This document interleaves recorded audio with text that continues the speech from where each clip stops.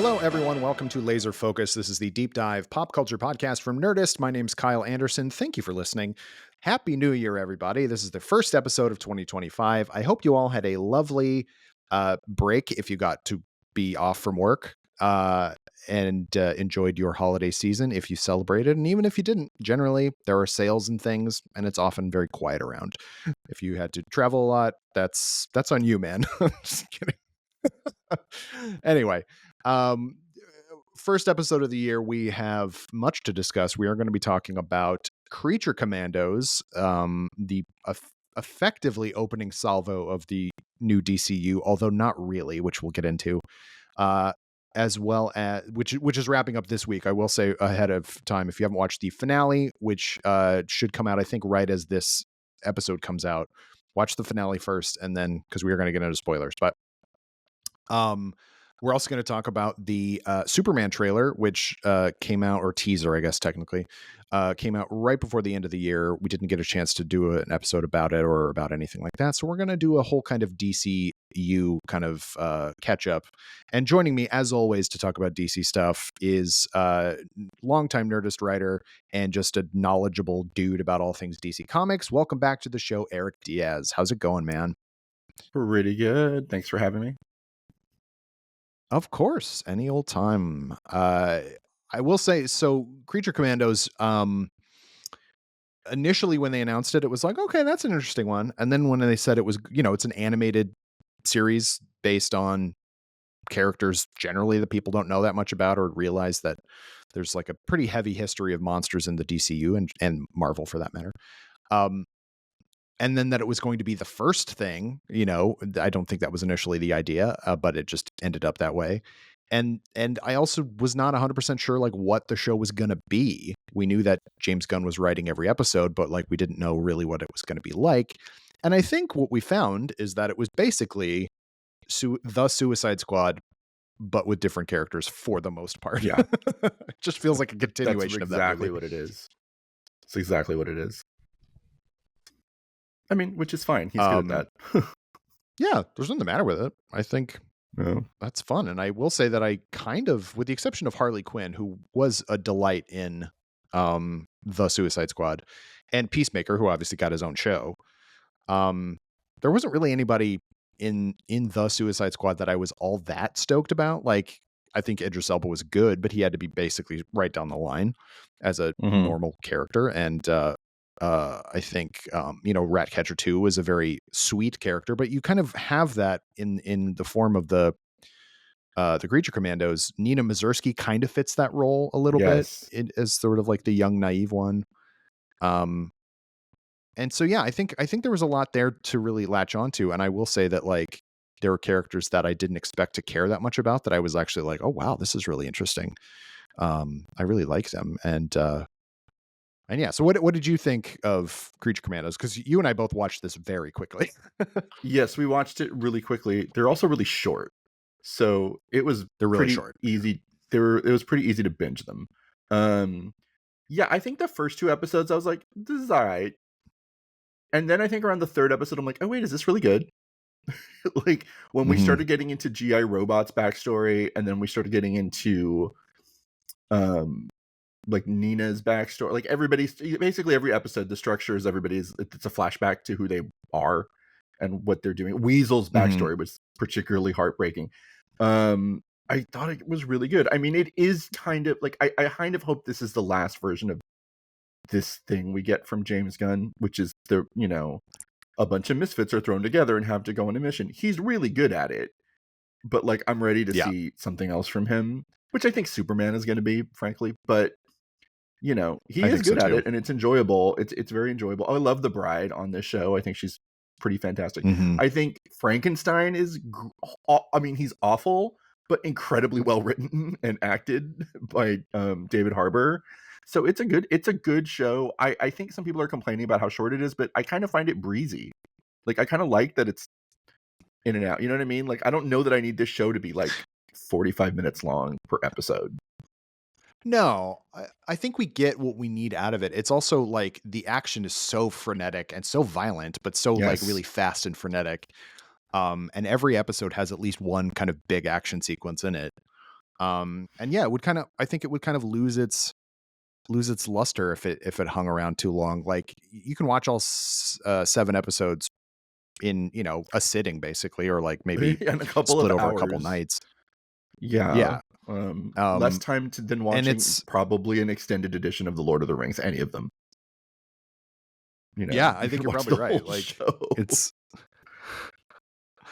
and I find that I think that's great. I think it's I was not expecting to like it that much. I also, by virtue of the way that we do our jobs, is that like, oh, hey, the Creature Commandos is a thing. Let's do all this research about it. So Yeah. you wrote a bunch of pieces about the Creature Commandos. I read a bunch of Creature Commandos. We made a video about them and stuff like that. So I kind of got really into the kind of, because this was an area of the DC Comics you know, didn't know anything about. I didn't realize I this was a mean, whole thing. And so even something very few as people simple did. as like learning about all the war comics that were still going on well into the 70s, like was like, oh Yeah. wow, that's history I didn't know. Yeah, it's weird. I grew up with a big stack of 70s comics, um, because of my older brothers, and my brother Gus had a lot of war comics, and that was going on well into the 70s. And I'm like, it's weird to me because I'm like, who really cared at that point? Because they're all World War II comics. Like the They're all Vietnam World War War II. kind Yeah. of killed a lot of that, but some of them lingered. You know, I didn't know anything about the Creature Commandos, and I'm a, as probably listeners know, I'm a big DC guy. I knew nothing about them until the DC Who's Who came out in the 80s, which was like the monthly, like Mm. it's like the Marvel guy. I don't know if you guys know what that is, but like the directory. Here's all our characters in alphabetical order, and I'm like, what is this? I remember seeing the Creature Commandos, and as someone who loved like the Universal monsters, I'm like, that's a good idea, But then the Universal monsters as soldiers, I'm like, that's a cool idea, but I couldn't find any Creature Commandos comics. They were so briefly a thing that that was my only knowledge of them, really. And they were in Crisis on Infinite Earths, among the cast of thousands. Everybody at DC was part of that. Sure. But like, yeah, it's a weird choice to be the first DCU thing. That was for sure. It was like among the more obscure things. I mean, people talk about Guardians of the Galaxy being obscure. Guardians of the Galaxy had like many series over many years. Like it Mm-hmm. was obscure to non-comics people, but Creature Commandos is obscure to comics people. Yeah, very much so. And once it was announced, one of the we talked about it before, but one of the hallmarks of what's great about James Gunn being in charge of the DC film side of things, DC Studios, is that he works very closely with Jim Lee, who can go, oh, great, you're going to do this. Let's put out, a trade paperback of this. But so they put out a trade paperback of all the original 70s Creature Commandos, and it's a thin volume because they were basically, they weren't in that many issues.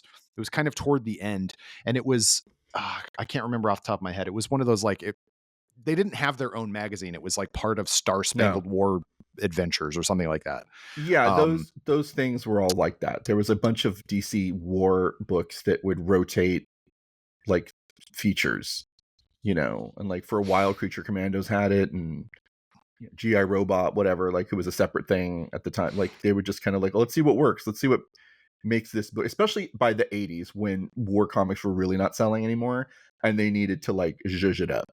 So that's when you started getting Creature Commandos, GI Robot. Like, how do we make this like something that might support toys or something? You know what I mean? Like that mentality of and they were constantly going to Dinosaur Island or whatever, and like and the losers and like the the original Task Force X Suicide Squad like would go to somewhere in World War II and fight a dinosaur, and just like it was all just kind of pastiches of stuff that those kids who grew up, who were writing and drawing the comics in the 70s, grew up with all that stuff, and we're just like, let's put it all into a comic book.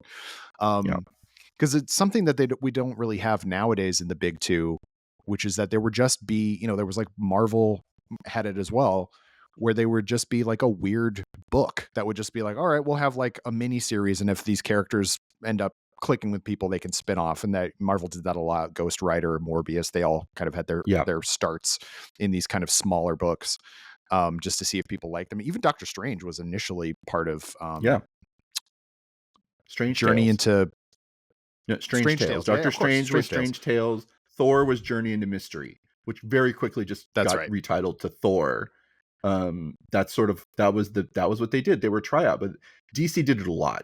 Like Flash, Yeah. Green Lantern, all of them started out in these anthologies, and if the anthology sold well, then they would get a spin-off.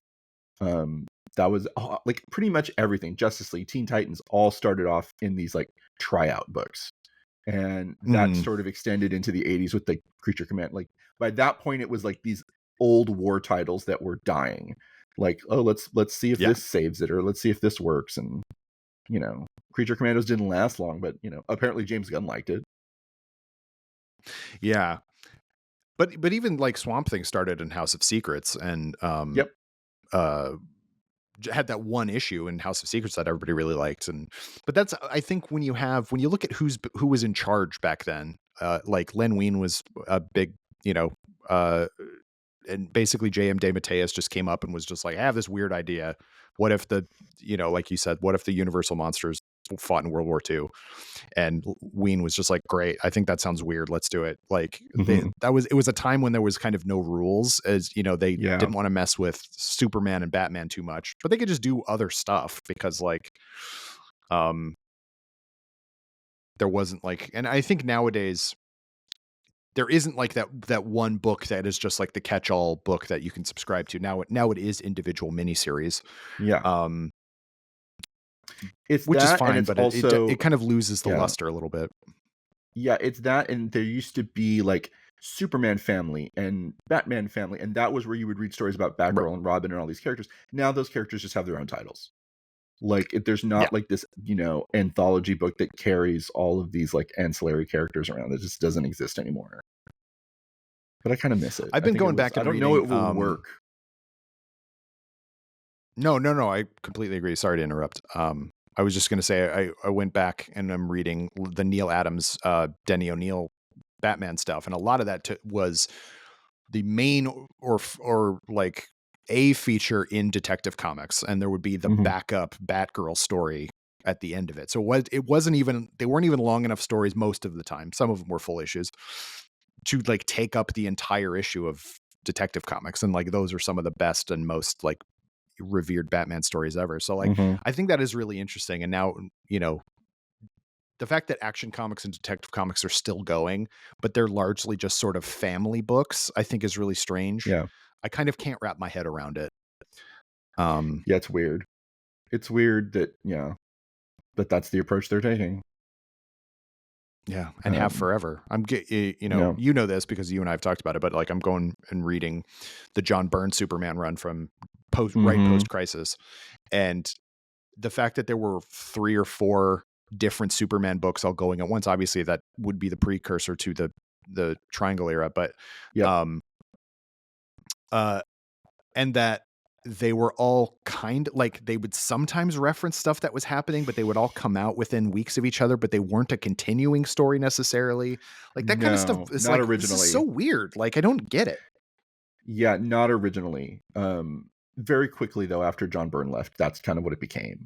It became a continuing story done by different creators, but like the seeds were planted there kind of. Like if we're talking DC, we should start, this month is its 40th anniversary of Crisis on Infinite Earths, and there's nothing that changed DC and made DC better more than that miniseries. Like a lot of miniseries from Marvel and DC they hype a lot of stuff like this is going to change everything, and then everything is reversed very quickly. Like whatever, Marvel had Civil War and that mattered for a couple of years, but before long everything was status quo again. And because of Crisis, DC like radically changed. And so many of the DC comics that we love today, that are revered today, are because of that. John Byrne's Man of Steel, Frank Miller's Batman, George Perez Wonder Woman, like the Given, DeMatteis Justice League, all Suicide Squad coming back. Even like Suicide Squad was like it was a completely different thing. And the Suicide Squad that we know from the movies and all of that, Amanda Waller, all this is all like immediately post-Crisis DC stuff, and it's crazy that it's one of the few miniseries that had a true lasting impact, that promised that they would and actually did. Some of the dead characters came back, but it took a long time. Like Supergirl and Yeah. Barry Allen were dead for decades. Like it was as lasting as it gets in comics, you know. But we wouldn't have a lot of DC Yeah, stuff and without we've it. definitely it's hard to think about, especially if you read a lot of Marvel comics, because first of all, Marvel started, there is no golden age of what we know of as Marvel comics. There was golden age comics under whatever. Shut up, Kyle. But it largely just continued, from Stanley Jack Kirby to now. Like there's Yeah. been a couple there, resetting, but it's all generally been the same. They kind of have Yes. to reacclimate. But like DC has fully rebooted now several times. Several Um, times. and going back and reading Golden Age Batman is a completely different like animal to reading Silver and Bronze Age Batman and then Mm-hmm. post crisis Batman. And like there's like distinctive eras that are so dissimilar to each. And I think it's not something that people um who grew up in the cartoon age, let's say, Mm-hmm. 100% like recognize that, like, what we generally think of as Superman's origins nowadays was sort of because of what they were doing, you know, well past, I guess, the Silver Age. The Silver Age stuff is Yeah. silly, which we obviously can talk about. But then they've incorporated some of that stuff. But Yeah, it's very, yeah. So anyway, people always, yeah, go ahead. please go ahead. Okay, I was gonna say, people like to talk about superheroes as modern mythology, and that's true, but I think that's mostly true with DC because mythology evolves and changes with the time. You know what I mean?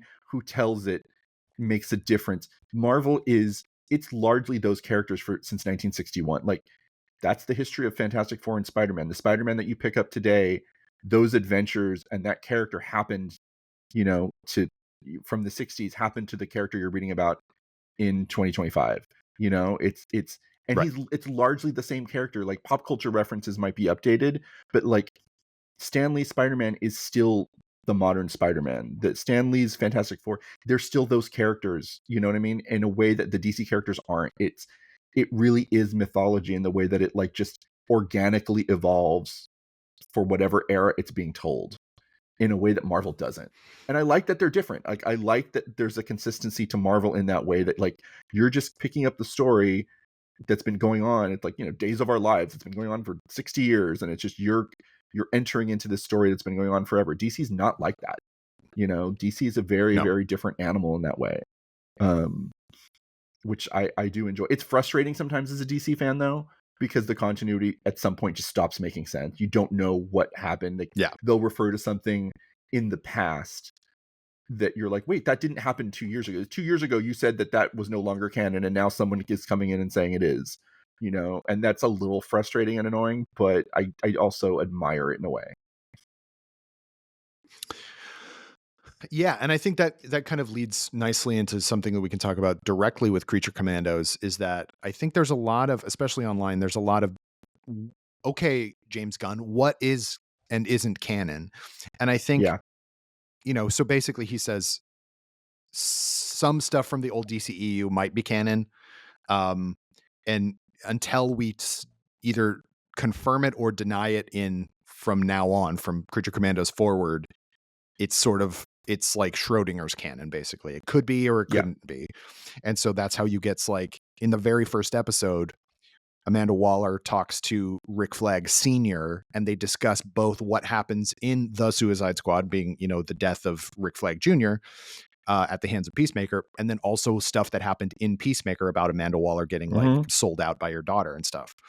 And so it's like, okay, that stuff is canon. And then people are like, well, when you've written a couple pieces about it now, is Robert Pattinson the DCU Batman or not? And it's like, well, it kind of doesn't matter. And I think that's something that we really need that I really hope that James Gunn kind of contends with, which it seems like he is going to, at least for the most part, which is that, like, there can be ongoing movie franchises that don't 100% need to connect to the next unrelated franchise movie that comes out, which is something that has really dragged the MCU down, is that there's the expectation that, well, if I'm going to go see this movie, it needs to directly impact what happens in the next movie, even if just tangentially. And it's like, Yeah. that's never been what DC was about. Like, Nope. there are siloed DC books that don't have anything to do with each other Yeah. other than just the That's knowledge that they exist in the same universe. Like, and that's fine. right. Yeah, exactly. And I mean, you can really see the difference if you pick up like a Silver Age DC book versus a Marvel DC book of that time, or Marvel book at that time. A Fantastic Four issue of the 60s would be like, hey, there's Spider-Man swinging along, the Empire State Building. What's he's up to? Check out Amazing Spider-Man number. Okay, that never happened in a Batman and Superman comic. Yet we know that they all knew each other because they would coexist in Justice League. But the Justice League Adventures did not Right. reference really what was going on in the solo books. It was, like you said, siloed. You know, they do much more now. I mean, since the 80s, the modern Right. era, whatever what we think of, they do a lot more. But that was never really. It's not in DC's DNA to like be that tied into each other in that way. So yeah, like it's the most DC thing James Gunn could do is take that approach. Because that's how DC is. Yeah. I think there can be just like a general, like, okay, this is happening. There is a Justice League, let's say, which I think is, Yeah. obviously something you're leading to. But like, Gotham City is not Metropolis, and it Mm-hmm. shouldn't be. And I think that was a big problem with some of the direction that the DCEU is taking, is that they were trying so hard to be Marvel that it's like, well, like, it can't be. Like, they are Yeah. completely different places. Like, it takes Superman a while to fly to Gotham City, and I think that is something it needs to be Mm-hmm. part of it, which is that, like, they can meet up and do stuff. I also just finished reading the first volume, so it's like maybe the first half of the Mark Waid run of The Flash, Mm-hmm. and there's a ton of crossover with Green Lantern in that book, and Yeah. uh, which is awesome, and I love that stuff. But it's also like, I never am like, well, what? This doesn't make any sense. Why is Green Lantern here when he should be up in space? It's like, it doesn't matter. It's like, for this It doesn't book, Green matter. Lantern is here right now. Exactly. Yeah.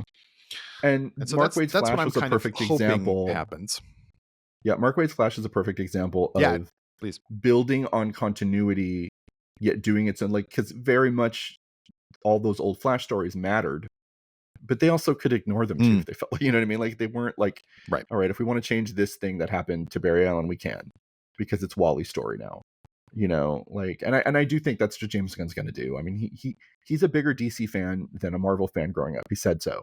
So I think he gets that approach, and that's what we're going to see. And probably means that most of the projects he worked on are going to be canon, and everything that he didn't isn't going to be. But that's his prerogative, as far as I'm concerned. Like, it's like, Yeah.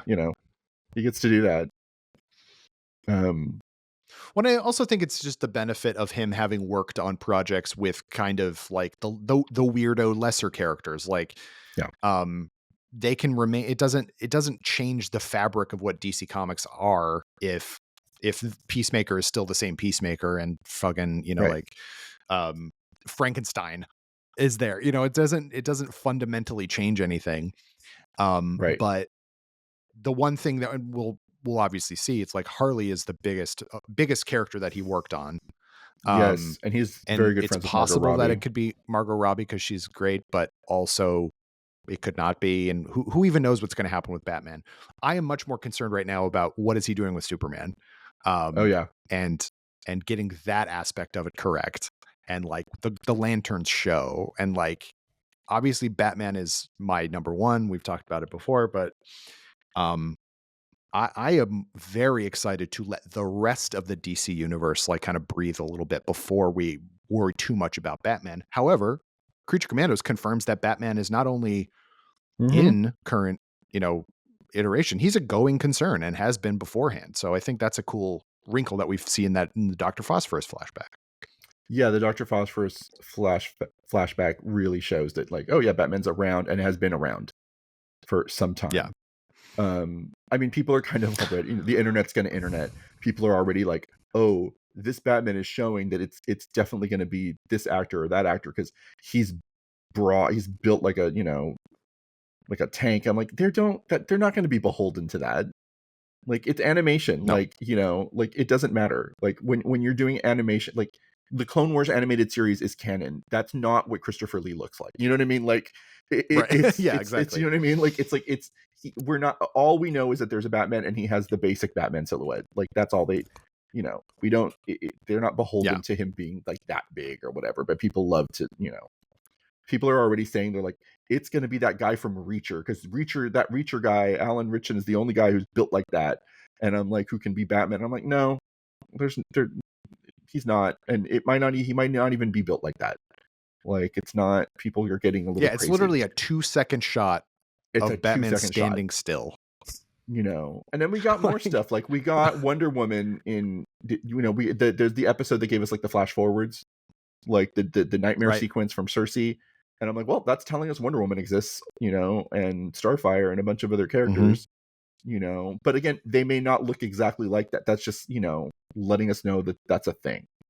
We don't even know if Wonder Woman has arrived yet in, our world, in this universe. I would not be shocked if she hasn't, Yeah, totally.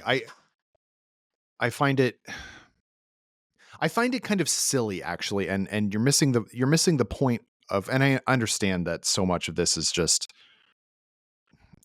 decades now of these like kind of weird continuity movies and franchises and everything like that. And I do think Marvel has a lot to answer for, because they made everything so connected. And they everyone did a was really trying good to keep job of up it and at everything first. like that. Like, Yeah, I they sure recently, did. like, I got caught up in like these reaction videos, and someone that I'm watching on YouTube is like reacting to Marvel for the first time, and you're like, my God, that first few phases, they really did a good job of, like, we kind of forget now, like, Kevin Feige did a great job of connecting all of these things together and making this like Asgardian myth and this World War II story and this, tech hero all work and form a cohesive thing in a seemingly effortless way. Like, so it was very cool, but it's not the only way to do things either. You know what I'm saying? Like, it's definitely not, once the DCU tried to mimic that, and not only did they try to mimic it, but they rushed through it, like, that was a mistake. And I think what James Gunn is kind of doing, I think to a certain extent too, he's taking inspiration from The Boys, except a not sociopathic version of it, which is The Boys just dropped us into a universe where superheroes exist. And I think he's just going to drop us into a universe. It's like, these characters exist. You're not going to get, like, I would not be shocked if Superman does not give us like a bunch of backstory for like Mr. Terrific and Metamorpho and any of these. Like, you'll get a very light couple of sentences explaining what they are, what they can do. And that's it.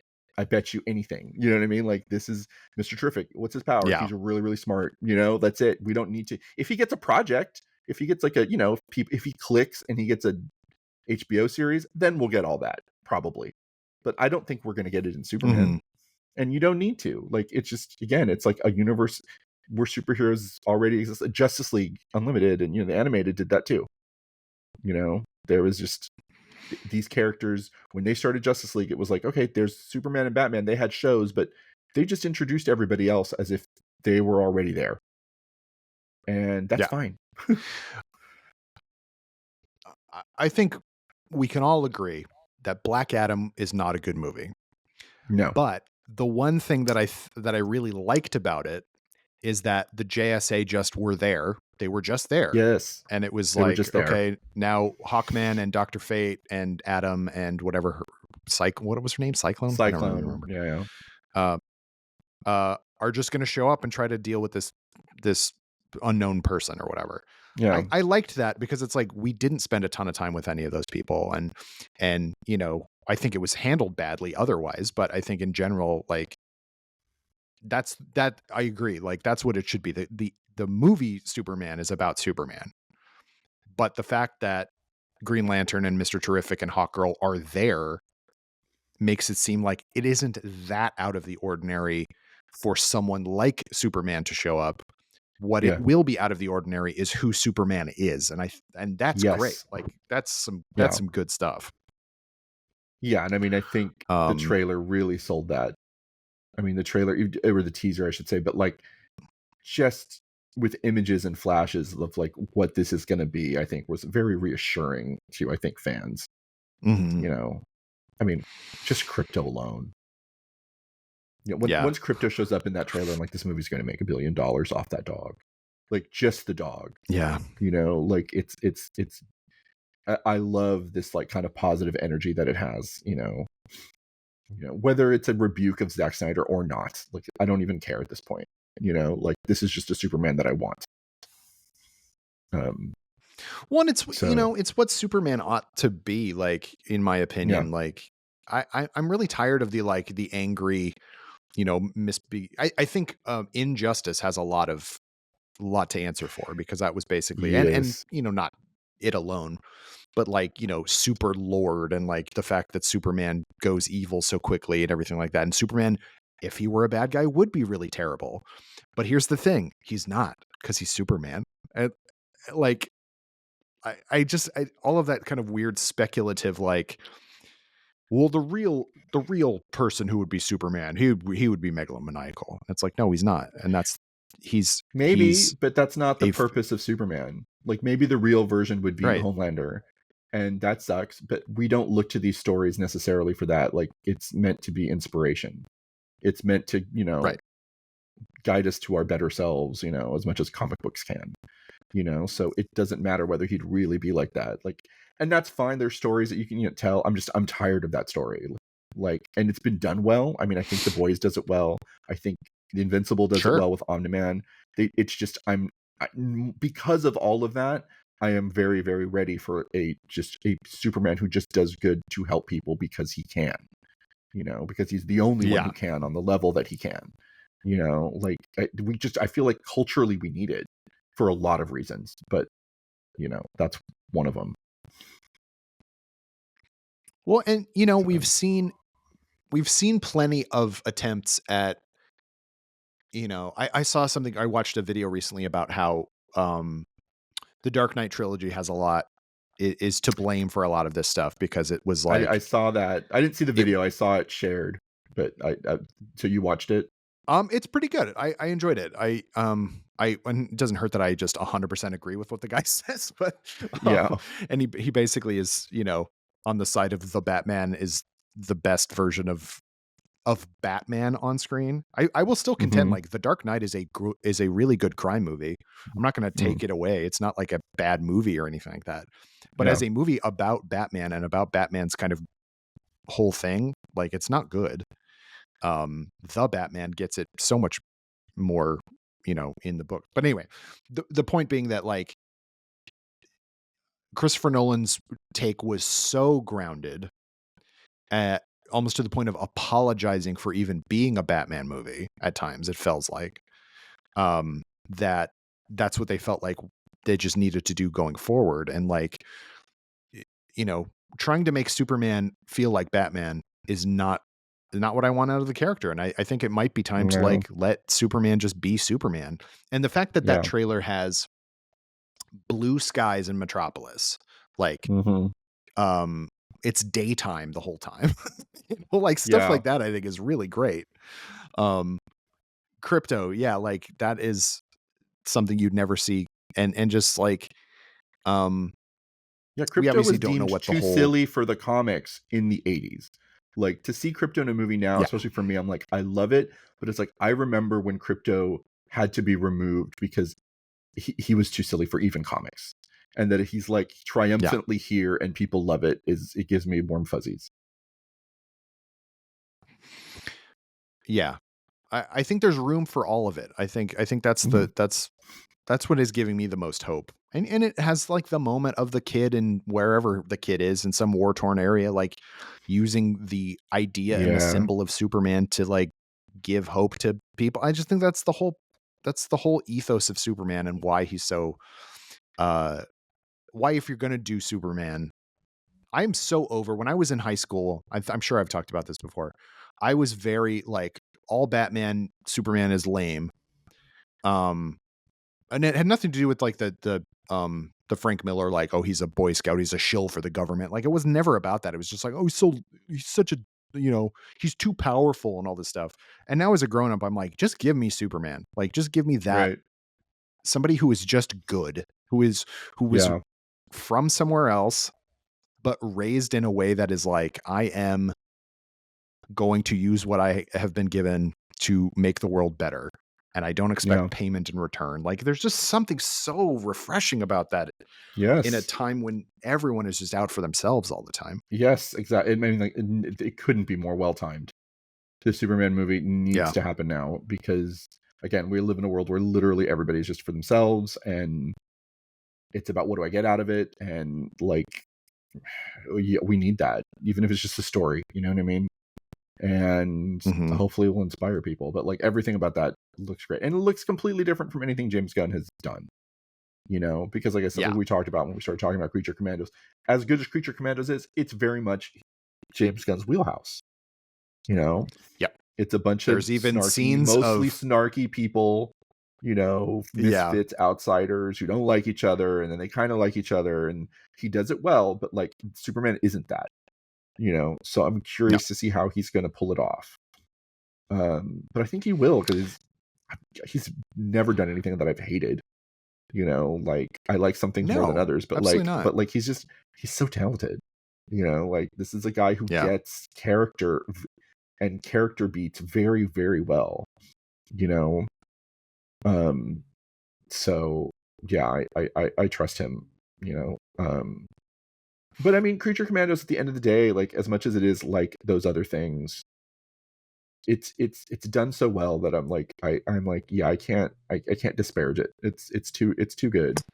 Some of the animation is like, there's some of the animation I'm not crazy about, but overall it's decent enough. But yeah. And for me, GI Robot, it was, I think the GI Robot episode is like my favorite. Again, it's sort of cathartic. It's very well timed. Honestly, yeah. Well, and it was also just kind of cool to see, like, you know, like what you were saying about, like, this is a world where stuff is already happening. Like, that was part of the issue or whatever with the MCU, is that they kind of have to go back and retroactively justify that, like, well, actually SHIELD was going, and like Hank Pym was around for a while, and like, you know, all that kind of stuff. Whereas in this one, like, in the GI Robot episode, first of all, there's a robot in World War II. So there's that weirding. Sergeant Rock's around. We also get Will Magnus, who creates the Metal Men. So it's like, okay, we at least know those things are going to happen. Like, and there's just a lot of 60s. like DC history. Yeah, in the 60s. So I think that, like, I mean, I wrote a thing about it, but like, definitely if we get the Metal Men, it'll be a 60s period piece, meaning we've had superheroes in the 40s, we've had them in the 60s. They're a thing that's been around in the DCU. You know, that's establishing that much. I think that, and I love it. I think that just makes the world more fun and full, you know? And so that when Swamp Thing shows up, Swamp Thing never has to interact with anybody, but like, you buy that there could be a Swamp Thing in the world. Yes. And then, you know, if John Constantine shows up in that, and then John Constantine goes off and does other stuff, like, you just buy all that stuff. And I love the fact that with the kind of breadth of what has been announced so far, obviously some stuff is getting shifted around.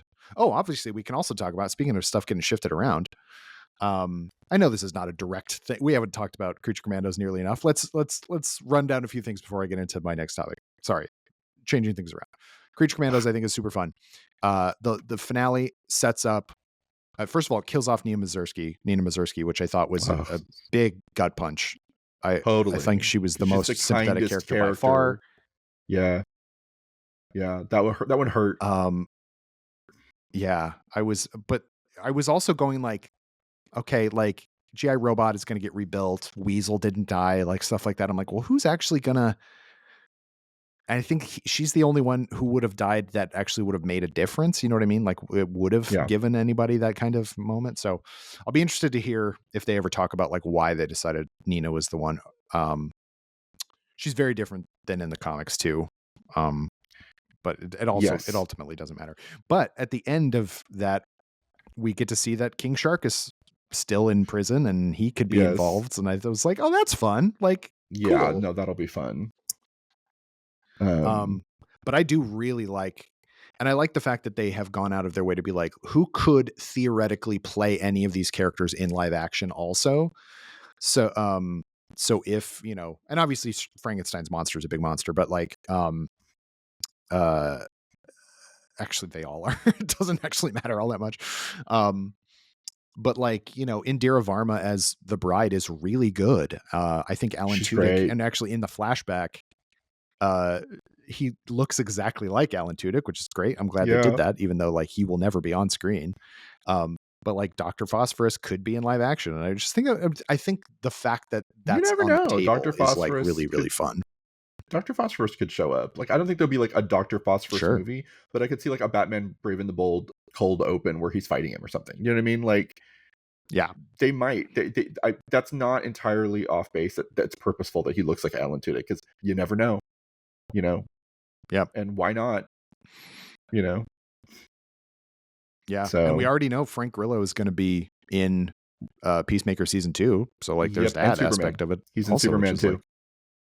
And he's in Superman. Oh, cool. I don't think I remembered he was in Superman as well. Briefly, there's set photos of him. So he's in that too. And yeah, I think it's great. Like, why not use the animation? Like, I feel DC has been too disconnected. I know we've just been talking about, we love how DC is very different from Marvel in this sense, but they've also been too disconnected, like where you had like a Flash TV show and a different Flash in the movies, and all of these competing takes. The animation had nothing to do ever with the the live action, and I'm like, okay, there's a happy balance between. No, they were busy just Marvel adapting old New 52 era stuff.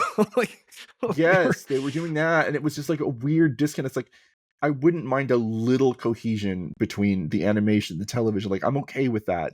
They don't have to be super, super tied in together in the Marvel way, but like, just make it feel like, yeah, we're all talking to each other. It's fine. You know what I mean? Like, we know what the other person's doing, and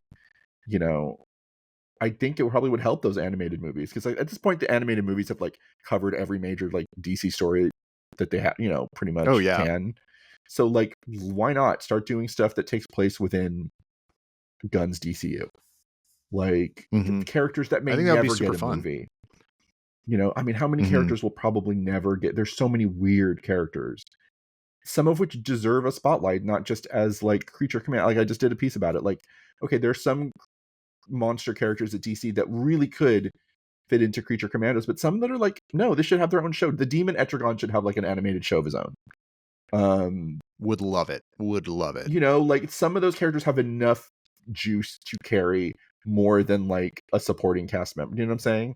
And why not? Because I doubt they're ever going to do a demon movie. I mean, maybe Gunn is weird, and if things are successful enough at DC, maybe he'll be able to get away with a lot. But probably he won't be able to get a demon movie or a metamorpho movie, or pick a weird Silver Age, Bronze Age DC character that he loves. But you could do an animated show or movie, and have it be a part of the overall world, and that would be great. I hope he does that. I still think I'll be interested to see how the Authority fits into everything, because everything he's announced so far is very, very specific to not the stories that he's clearly adapting, but it's like, I don't know, the Authority feels a little too The Boys-y to me, but we'll see. Yeah, it's very The Boys. I don't know. I'm eager to see it, but I'm also okay if they push that one further down the line. Yeah. There's a lot of things I want to see first before the Authority. I bet you Teen Titans takes its place. It seems to there's more movement on Teen Titans right now. It sure seems like it. Authority. There's more announcements and stuff going on. That's who Josh Brolin should play as Deathstroke in the Titans movie. I completely agree. Talking about the rumors rumors going around, that Josh Brolin might be Darkseid, and I'm like, why? Like, why would he want to? First of all, like, you already played that. Why would he want to? Yeah, I think is to be just the guy. Like, Thanos and Darkseid are so similar anyway in a lot of ways, at least visually. They're visually similar. Everything about them is not everything, but there's I just don't get it. But I also don't think it's true. I just think he wants, like, he's angling for something. Because I don't know where that character would appear. There's nothing that Gunn has announced DC wise that is suggesting Darkseid casting is imminent. Like, I don't see it. No. Like, I don't think he's not going And to be in he's got so much Supergirl. work ahead of him adapting or setting up the universe, and to immediately Yeah. have, okay, here's the big giant threat Darkseid. It's like, come on, like The only we'll way see. that I would, I'll just we'll see. yeah.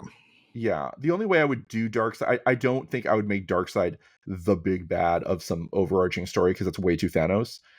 If they ever got to Very do like a much. New Gods series or something on HBO, I'm like, you keep him limited to like, a New God show where it's just about Apocalypse versus New Genesis and the Game of Thrones of all of that. That's the only way I would do it because it's not Thanos. It's not about, him versus all these superheroes, but who knows? Yeah. But you mentioned Supergirl, and that was something I wanted to bring up, is that over Christmas break, it was also announced that none other than Jason Momoa, Aquaman himself, is joining the DCEU, but not as Aquaman, as Lobo. Perfect. Incredible. And he will show I up mean, he in was born for that Supergirl Woman role. of Tomorrow. He Yeah. should have been Lobo from the get. You're right. He was born to play it. First of all, he just loves that character. Like, he's mentioned multiple times that he's a huge Lobo fan. But he just looks like Lobo. Like, he looks like Lobo. He talks like Lobo. I mean, I actually am someone who enjoyed the first Aquaman movie, but it's weird because it's like, Jason Momoa visually does look like 90s Aquaman. He's built, he's got the hair and the beard and the growl and all that. Sure. But like, Aquaman doesn't have like this broiness to him. He's never had that. No. So, but Lobo does. Lobo has this surfer bro dude kind of thing, or biker bro kind of thing. And it's like, he's perfect for that. And like, you could tell he's so happy that he just finally, he's happier to play Lobo as a supporting character in a Supergirl movie than probably he was to headline as Aquaman. Well, especially after that second Aquaman movie, which I never saw. You know what? It's not terrible. It's not great. It's definitely not as good as the first one, but it's okay. But I will say that, like, that was in such, like, it had so much kind of production issues, and they kept having to move stuff and reshoot stuff, which was kind of the hallmark of the end of the DCEU, was they were just constantly going back and trying to fix stuff in post. That he felt worn down. Like, the press screening that I went to was the de facto premiere, which was, I felt really weird about, because like everybody came out and was like, "Hey, thanks everybody, we did it." It was like, but also like the press was there. It was really bizarre. But he was there, and he was just kind of like, "Thanks everybody, we put our heart and soul into this," and he just felt worn down. And then now you get just his little, announcement. And like recently he shared a video of him reading the script, like in front of a big fire. And he was just like, he just feels excited about it. And I of course love that. I love that for him. I love that for us, because I heard, because Lobo is not in the comic Woman of Tomorrow. No, not. But apparently, I recently found this out. Tom King had planned for him to be. He's supposed to be in it, but DC was like, no, use somebody else. So it looks like they're kind of rectifying that mistake. You know what I mean? Not that it was a mistake. That the original comic is great, but do you know what I mean? It's like, oh, like they're not shoehorning him in. Yeah. He was always meant to be in the story. So yeah, I'm excited. That's like a perfect character for him. I'm glad he gets to, leave the train wreck of the DCEU behind. I mean, one day I think someone's going to write a book. It is kind of crazy how, and we've talked about it before, but especially with Aquaman, it's like Aquaman 1 made $1 billion. Like, it made over $1 billion. The Joker made $1 billion. Wonder Woman 1 made close to $1 billion, like 900 something million. That these incredibly successful movies could not capitalize on their immediate sequel, which is bucking the trend of how superhero movies work. Usually, like, X2 does more than X1. Winter Soldier does more than it. That's the thing, they build, and like that they couldn't do that, and that they kind of all crashed spectacularly. Is like, how do you? I mean, it just shows that like there was nobody knew what to do. There was nobody in charge there. It's like, oh, this made a bunch of money. Well, how do we do a sequel? It's like, really, there was no plan. There was no anything, And then by the time you get to Aquaman 2, It's like, Joker 2 is the biggest example of like, how did you mess this up to the level that you did? Again, that movie made $1 billion. To I mean, there's a lot of juiciness if you go and read that huge piece. And I think, what was it, Variety or the Hollywood Reporter? I can't remember which one it was in. One of those. Vanity Fair, maybe even. I don't remember, but it was basically about all the fact that like Todd Phillips and whoever his producing partner was on that just didn't listen to any like suggestions James Gunn had. It was just like, okay, well, we think we know what we're doing here, buddy. And so to the point where like they were like, we're not even making a DC movie, we're making a Warner Brothers movie, which is ridiculous to say. And yeah, it was just very much like, oh God, like this seems so bad and backwards and everything. And yeah, but I mean, just from like a business standpoint, it's like, how do you not? Yeah. How do you again? It's like usually, but sometimes it's the third one. I mean, every favorite franchise was like, oh, the third one's where they kind of go off the rails. But like that, you couldn't build on the incredible momentum that those first movies gave you for the second ones to just do so badly is kind of weird. It just shows like how no one was at the wheel at Warner Brothers / DC before Gunn came in. Like there was just it was like, oh, okay, well, like they kind of, I don't feel like they ever know when something was good either. Like I remember reports from like the, early screenings of Batman v Superman, and the executives were like giving it a standing ovation because they knew that they had a hit on their hands, and then I was like, no, they didn't. And that apparently when Wonder Woman came out, they didn't know. Like they nobody there knows what's good or not in these kinds of movies, because I don't think until now anyone in charge was a fan. They don't like this stuff, and so nobody knew what made for a good superhero movie of the people in charge. And that's not a problem we're going to have with James Gunn, who is a huge DC fanboy, and comics fanboy, but is particularly DC. Like he gets what makes these characters tick, I think. So I think we're lucky that somebody, is in charge that knows this stuff. As much as, and Feige was the same, and we have to give credit. Feige was the same at Marvel. He knows this shit. He knows what makes these characters click, and that's why they became the phenomenon they are. And I think Gunn has that. I don't want to turn this into Zack Snyder bashing, but like Zack Snyder didn't. He knew Frank Miller's Batman and Watchmen. Like that's it. That's his DC reference point, and nothing else. And it's like there's a much bigger world out there for these characters. But, and a much more varied world. Like I think that was the main, or one of the issues with a lot of Wonder Woman, the first one, well, the second one really did, but that's not a very good movie. But Aquaman 1 and even Birds of Prey, like they took stylistic chances. They were like, these characters are not the same as brooding Batfleck, so let's do something different. And it, in some cases it paid off, some cases it didn't. But I appreciate that much more. And I think one of the not to be like, I'm excited for DC and Marvel's boring now, but like, I think Marvel is a victim of its own success at this point, where like we already know there's going to be Secret Wars coming up. And at this point, it's like, just get there already. You know what I mean? Like, right. And it's still a couple years away. And it's still a couple of years away. And like, what about all the other stuff that's coming out in the interim? Like, is that not going to matter? Like, are you going to do Young Avengers or not? Is Young Avengers going to, like, there's just so much out there, and we know the thing that's going to happen is going to reset everything. And it just feels like, I don't know how it's going to reset it. I think that's the question mark. Is it going to be a DC universe, like a Crisis kind of reset, where some things mattered and something? I don't think they're going to eliminate everything in the history. It's too popular of a franchise. There's too many theme park. I mean, there's too many theme park rides being built that center around like Robert Downey Jr.'s Tony Stark for them to be like, no, we're throwing that away now. That whole thing. Like, I just don't think that that's going to happen. But there'll be some reboot of at least a soft reboot. But I mean, and Marvel is a victim of its own success too, in that they've done so many of their major IP at this point, almost all of them. They like to, you get Kevin Feige in an interview, he's like, we have thousands of characters. I'm like, well, but a couple of hundred of them are the only ones people care about. Yes, you have thousands Right. of characters that Yeah, you you own in technically the do have sense. thousands of characters, but Yes, technically you have thousands of characters in that, if you Spider-Man has a neighbor named, John Smith, then you own that version of John Smith. But nobody, that's not going to get a movie, nor should he. You know what I mean? Like, right. realistically, they're about to tap out.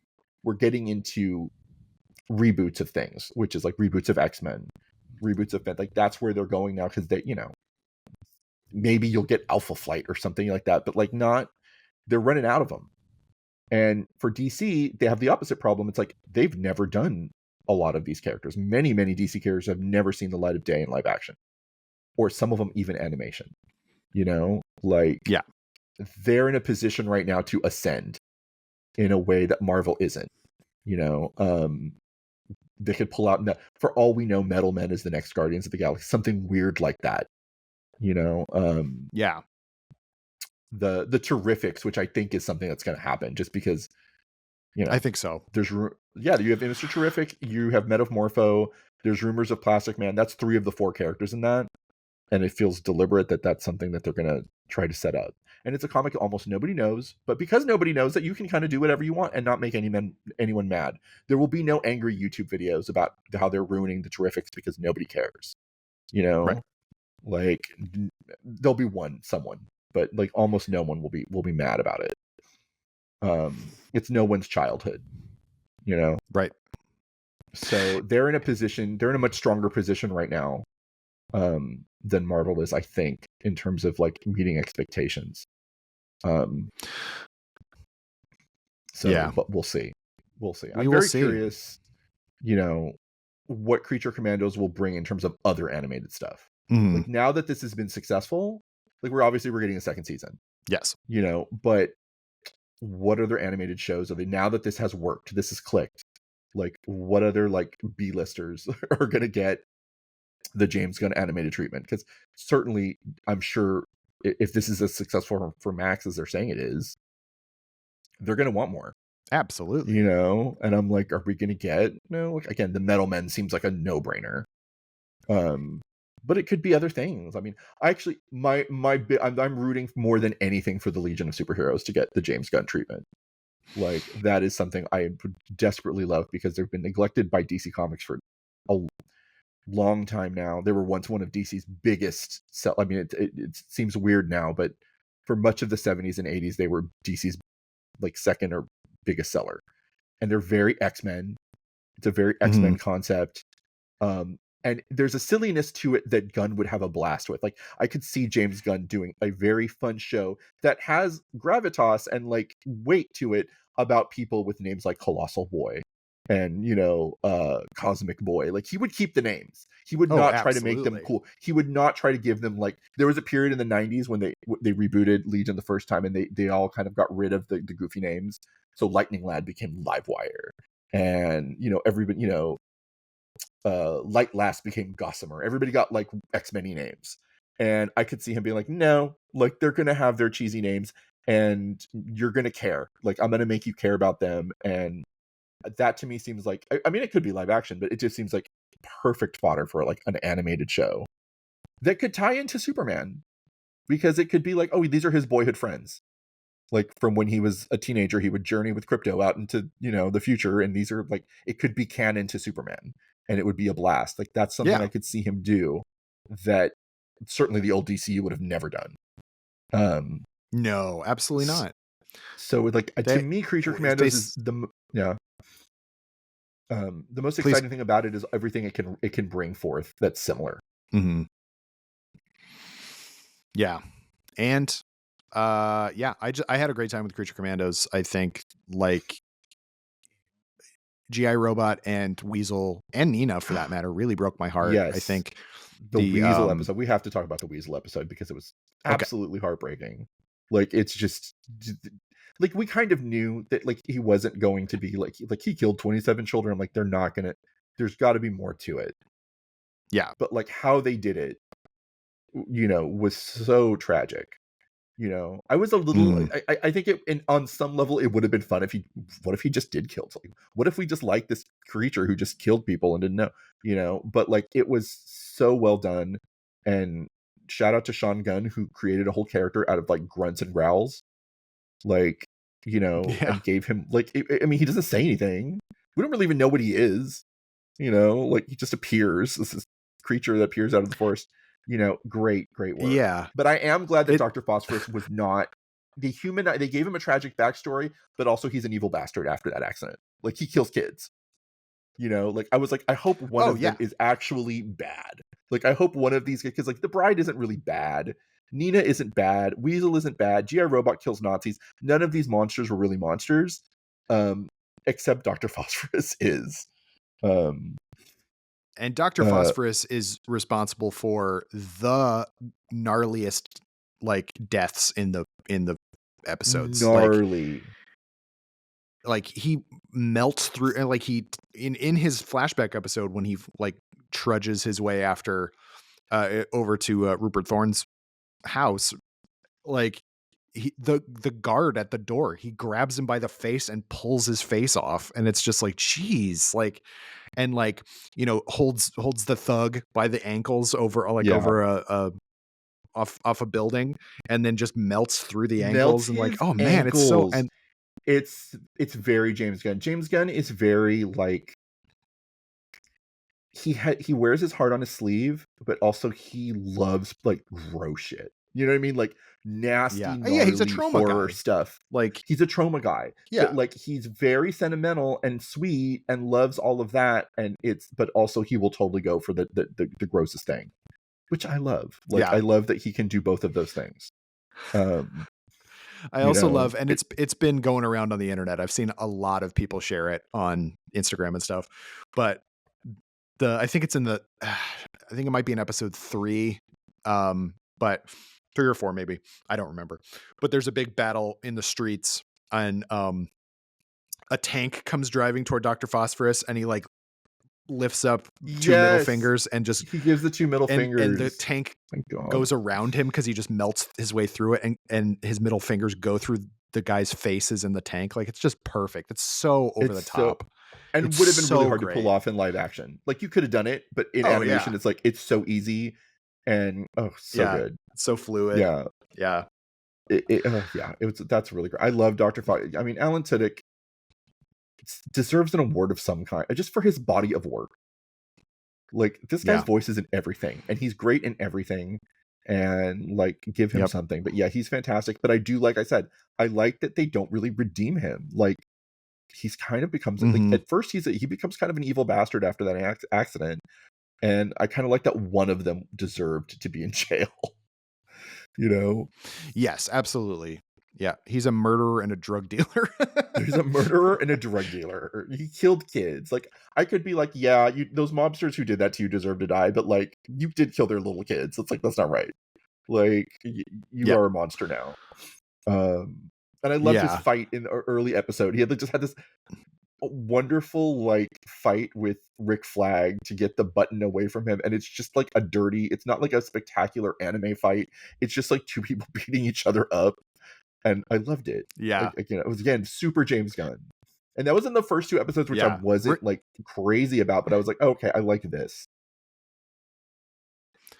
In episode 5, Rick Flag has that big huge fight with Frankenstein in the house, and then it ends with them having tea. And it's just great. It's so good. David Harbour is fantastic, because Frankenstein in this is a complete stalker sociopath piece of shit. Like he's awful. He's a bad guy in this movie. He's a bad guy in this show, but you sort of like him because he's doing such a good job. Like it's a perfect James Gunn character. Like this guy sucks, yet we sort of get him. Like we kind of like him. I hate that I like him on any level. I know, but like it's just but I mean, that's testament to how good David Harbour is in this. So yeah, it's so well cast.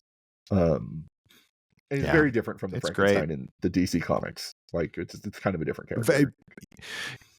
Yeah, he's and I was curious what they were going to do with that whole thing, and I like the direction they've gone. You know, like seven Soldiers of Victory or whatever the Grant Morrison series was. Yeah, it's fine. It's not one of my favorite Grant Morrison things. It's very Grant Morrison, but I like that Frankenstein is first of all, his name's Eric Frankenstein, which is just incredible. Eric Frankenstein. Of course, I like that. Yeah, so I'm looking forward to it. Like, you know, I've been reading a ton of DC comics in the lead up. I've just been like, you know, I'm stoked for this year, and I think that we're going to get obviously more stuff, and we have many months to wait before we actually get to see Superman, and we will obviously do a lot in between now and then. But, you know, it does my DC loving heart good to see all this stuff coming out and hopefully being as good as it can be. Yeah. And yeah, no, I'm very excited for the future of DC if Creature Commandos is an indication of what we're going to get. Yeah. We will have also later this year, we will have Peacemaker season 2 to talk about. I really liked season 1. And now it's official and canon. So let's do it. But yeah. So thank you all for listening. This is obviously a rambly episode, but when Eric and I talk about DC, it ends up being, or just comics in general, we end up talking about a lot of the history of it, which I also find interesting, and hopefully you do too. Eric, how do people get a hold of you on the internet if they choose to do so? You can find me on Blue Sky at Geekboy Eric. And that's pretty much it right now, because the other social medias are terrible. They're pretty bad. They're pretty bad. Yeah, you can follow me. I'm on Blue Sky as well at Kyle D. Anderson. I have to keep looking because I'm like, what am I on that? Yeah. I guess you can follow me on Instagram, although I'm not really on there much anymore either. But do follow me on Letterboxd at Kyle_Anderson, because I do post there quite a bit about everything I've been watching. Yeah. All right. Well, thanks so much, Eric. Thanks for joining me again. Thank you. Always happy to be here. I've been Kyle Anderson. Thank you all so much for listening to Laser Focus. Join me again next week when my guest will be a different person. Bye-bye. Laser Focus is a production of Nerdist Industries and Legendary Digital Networks. It was produced, edited, and hosted by me, Kyle Anderson. For more, visit Nerdist.com.